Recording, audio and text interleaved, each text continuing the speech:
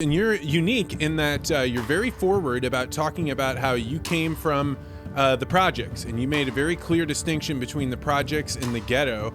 And I think just for our audience, we can get into where you're at now, a chess master, former heavyweight boxer.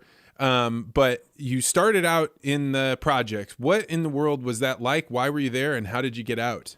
Why was I there? Just strolling around, wandered into the projects, never got out. No, I was born there. I'm a product of what we consider, I guess, a single mom. Like I knew my dad, but I mean, to say he had a hand in raising me is just inaccurate and really does a disservice to my mom. But he was not a ghost. Like, I wasn't a bastard in that sense. So I guess maybe I spent, I'd see him like 4 times a week. 4 times a year, and really only like 1 or 2 days. And then as we got older, I would like go for the summer, but I think that only happened like once or twice. And at home though, we lived in public housing. My mom was on welfare for a while until she got a job, but that didn't happen. A full time like job that didn't happen until I was in high school, and by that point working on myself, so I didn't really need that. But everything you hear about the that environment is fairly accurate. I had the typical project experience, crackheads, gang members everywhere, violence. I fought a lot until I got to high school, where I went to a high school across town, and you see a lot of stuff that you think is normal until you go around people who don't live there. You're like, oh, it's not normal to be getting your ass kicked. Like, I remember I had an experience where I said to a kid, I said, well, how many times you guys been in fights? And they looked at me like, what? I remember I got embarrassed, man. Like my friend came over and my mom whooped my sister's ass, man. I was like, whoa, this is, because they were like these are upper middle class people, the high school I went to. They don't know anything, man, like that. Like they know this stuff the way like I know about prison through the media. Like they don't know, no, but I'm living it every day, and it's like okay, whatever. But it's one of those experiences. The way I describe it is, it's an education you can't pay for, and it's something you can't learn. You can only be taught. But I'm very careful to not say that, oh, because of this harsh environment, that's how you make someone amazing. Like, no, man, I'm a clear case of survivor's bias. Like for every one of me, there's a bunch of dudes in jail, still there. Again, we got a girl pregnant early, all that stuff. I made it out because I had a really good combination of some things that I can't control. I'm always of very cognizant and appreciative of those things. I had a mom who really, she did a lot of stuff wrong, but she did a lot of things right. She put some discipline in the house. I didn't want to get my ass kicked by my mom, and that's probably important. She exposed us to books. We had a saying in the house that a book is a treasure, and she always was reading a bunch of like fiction, and not the trashy fiction. Like my mom loved like Stephen King and what is his name, James Patterson and Dean Koontz. I'm like I don't read these guys. I just know those names from seeing that on the bookshelf.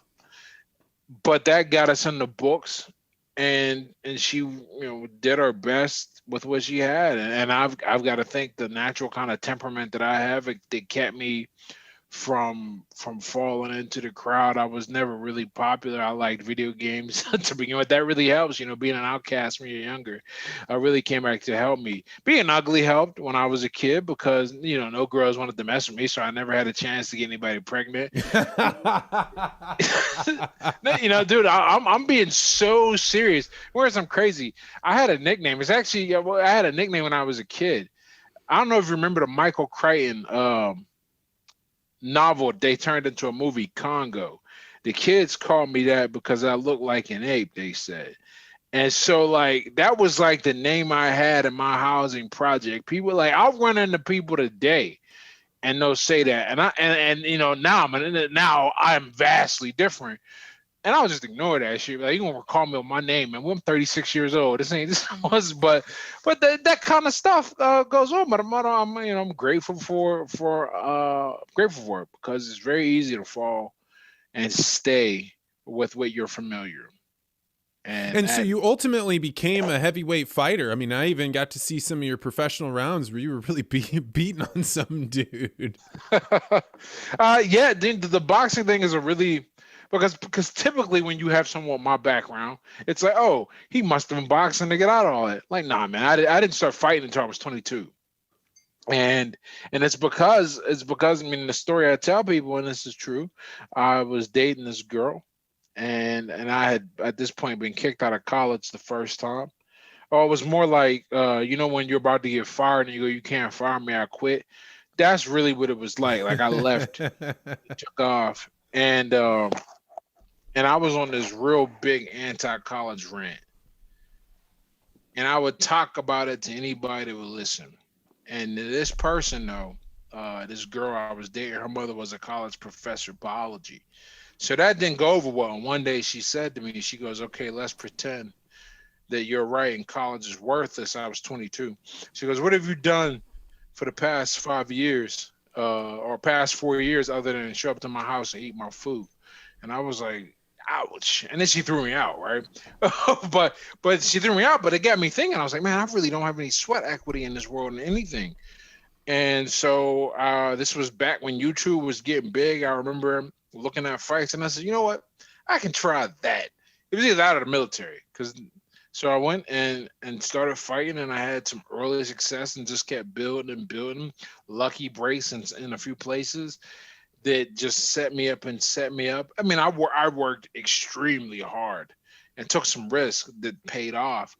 But fighting probably one of the best things to happen to me because not just for the discipline aspect. I wasn't even the most disciplined amateur, at least anyhow. I was mostly a drunk when I was an amateur. That I would fight, drink, right.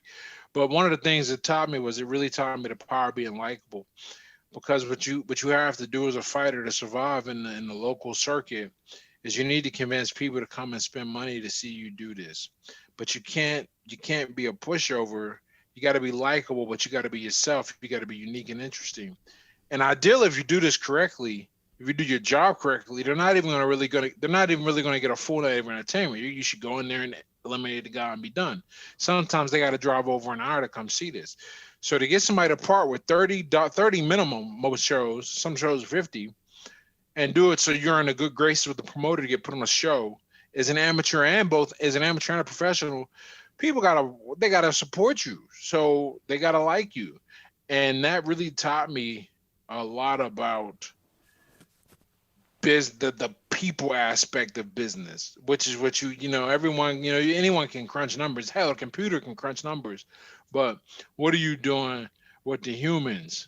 And that really taught me the value of people in that boxing. Oh, that blows my mind because, I was doing jujitsu before COVID, and you're right. There are some guys that are like, oh, come to my match. And you're like, man, I don't want to come to your match. And then there's some guys where you're like, I would trip over, large objects. I'd do anything I could to get there because I love that guy. I want to see him win. And if I can't make it, I'm going to watch it online and 100%. But it never dawned on me that if you were going to make it as a professional fighter, that being likable or being somebody people wanted to root for. Thanks for checking out this podcast short. If you like this interview, make sure you hit the like and subscribe button and hit that bell so you always get notified about this podcast. And if you're really interested in conversations like this, you may want to consider joining the Articulate Ventures Network. To find out more, go to network.articulate.ventures.